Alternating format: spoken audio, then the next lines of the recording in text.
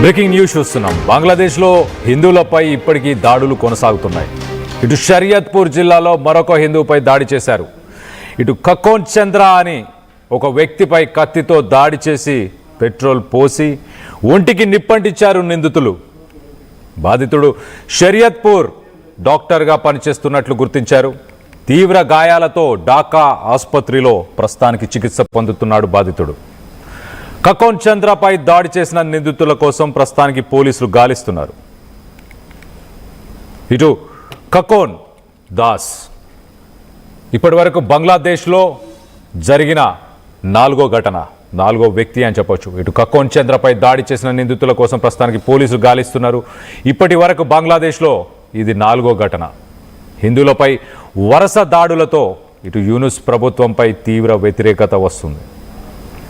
ఇటు కకోన్ దాస్ 50 సంవత్సరాల వయసున్న అతను డిసెంబర్ 31 సాయంత్రం తన ఇంటికి బయలుదేరి వెళ్తున్న సమయంలో కొంతమంది గుర్తు తెలియని దుండగులు వ్యక్తులు షరియాత్పూర్ జిల్లాలో తనని అడ్డగించారు. తనను ఆపి తన తర్వాత తనపై కత్తులతో దాడులు చేసి తీవ్రంగా గాయపరిచారు. అంతటితో ఆగలేదు. తనపైన పెట్రోల్ పోసి మరీ తనకు నిప్పంటించారు. ఇన్ని గాయాలు అయినప్పటికీ అతను ఒక డాక్టర్ కాబట్టి తను అక్కడి నుంచి తప్పించుకొని దగ్గరలో ఉన్న ఒక చిన్న వాటర్ పాండ్లో ఒక చిన్న నీటి కొలనులో ఆయన దూకి తన ప్రాణాలను కాపాడుకునే ప్రయత్నం చేశాడు. కొంతమంది స్థానికులు తనని గుర్తించి తనని అక్కడి నుంచి షరియత్పూర్ సదార్ హాస్పిటల్కి తరలించారు. డాక్టర్స్ అయితే ప్రస్తుతానికి తన కండిషన్ చాలా సివియర్గా ఉంది అంటూ చెప్పుకొస్తున్నారు. ఒక పక్కన ఇటు external affairs minister S Jaishankar ఆయన ఢాకాలో ఉన్న సమయంలోనే ఢాకాలో ఇటు మాజీ ప్రధాని ఖలీదా జియా ఆయన అంత్యక్రియలకి ఆయన అటెండ్ అవుతున్న సమయంలోనే ఈ ఘటన చోటు చేసుకుంది. ఆయన అక్కడికి అటెండ్ అయ్యి ప్రధానమంత్రి మోదీ అంత్యక్రియలకి రాలేకపోయారు అంటూ ప్రధానమంత్రి మోదీ అయితే సానుభూతి తెలియపరుస్తున్నారు అంటూ బిఎన్పి లీడర్ తారిక్ రెహమాన్కి చెప్పుకొచ్చారు.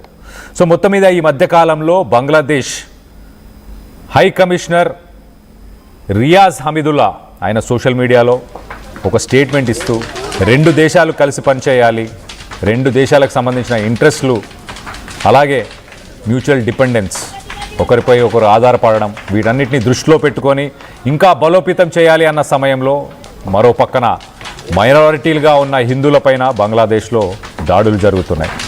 ఇటు షరీఫ్ ఉస్మాన్ హాదీ చనిపోయిన తర్వాత ఇలా ఎన్నో దాడులు హిందువులకు సంబంధించిన ఇళ్ళని, హిందువులకు సంబంధించిన షాపులని, హిందువులకు సంబంధించిన బిజినెస్లు ఇలా ఎవరిని అయినా హిందువులనే టార్గెట్ చేసుకుంటూ మైమేన్ అనే ఒక జిల్లాలో ఎక్కువ చోటు చేసుకుంటున్నాయి.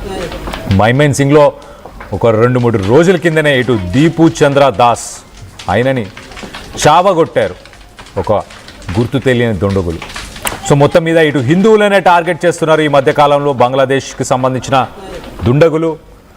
వ్యతిరేకత ఇటు భారత ప్రభుత్వం మీద అలాగే హిందూ మతానికి సంబంధించి వ్యతిరేకతని ప్రదర్శిస్తున్నారు.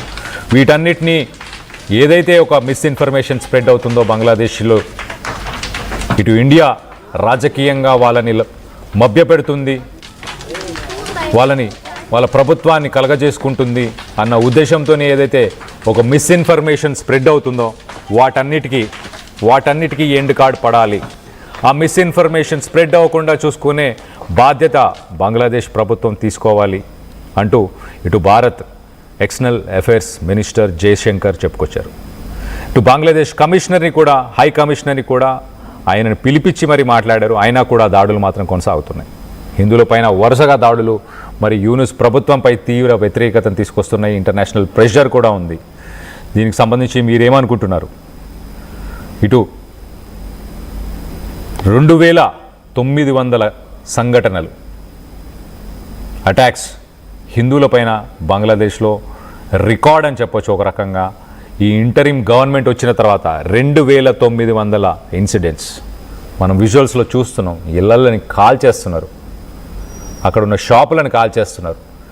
హిందువులు కనిపిస్తే అడ్డగించి ఆపి వాళ్ళని దాడి చేసి వాళ్ళని చంపి వాళ్ళని చంపడమే కాదు వాళ్ళ మీద పెట్రోల్ పోసి మరి వాళ్ళని నిప్పంటించి మరి ఇంత దారుణానికి పాల్పడుతున్నారు. ఈ వ్యతిరేకత ప్రభుత్వం మీద ఎందుకు లేదు? వాళ్ళ ఆర్థిక పరిస్థితుల మీద వీటన్నిటి మీద ఆలోచించట్లేదు బంగ్లాదేశ్లో ఉన్న ప్రజలు.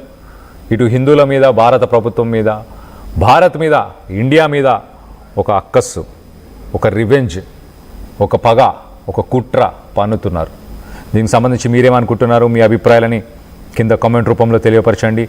హిందువులపైన జరుగుతున్న ఇలాంటి చర్యలని వెంటనే ఇటు బంగ్లాదేశ్ ప్రభుత్వం ఆపాలి. ఖచ్చితంగా దీన్ని ఇంకా భారత ప్రభుత్వం ప్రెషరైజ్ చేయాలి. ఒక్కసారి ఎలాంటి మారణ హోమం జరుగుతుందనేది ఆ విజువల్స్లో చూసే ప్రయత్నం చేద్దాం.